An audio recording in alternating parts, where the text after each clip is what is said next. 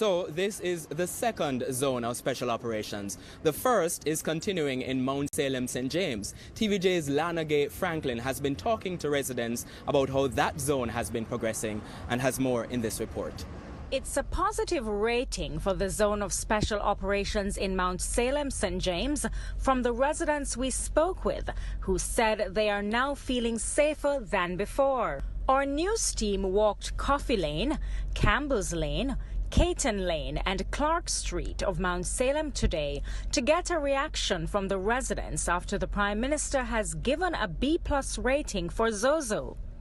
With less than 2 weeks left for ZOSO to end in Mount Salem, most residents have given the operations a rating from a low of 5 to a high of 10. Put it to 8 because you have some have bad behavior, no respect for people and such, and you have some who work with you good. The area, they work fine now. No violence in here, no gunshot.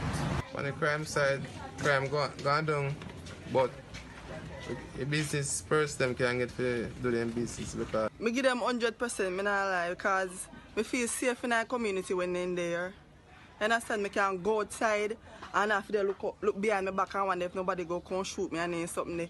A couple of my family members them put on weight since then there. They make me feel safe, and when they just come they never so nice, but then kind of smooth it down, you know. Residents say they would not mind if the security forces would remain after ZOSO. It's a 10 because everything is running smoothly and stuff, yeah, right?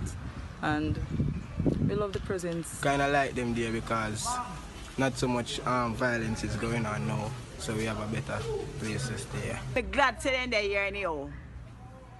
Come afraid me now go back run go on and me bell bottom again. In the meantime, head of the Inspectorate of Constabulary, DCP Ray Palmer, has confirmed that 9 guns have been recovered so far after 46 days into ZOSO.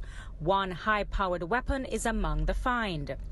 And political commentator Lloyd B. Smith says in terms of results from ZOSO, he's not overly impressed. He has given the operations a rating of C+. But overall, it has happened, and it is something that should be encouraged. But I think now a very detailed analysis should be done, and this should involve not just the participants themselves, but the wider community of St. James, so that any other such intervention in the parish will be more effective in the long run. Lanagay Franklin for TVJ News.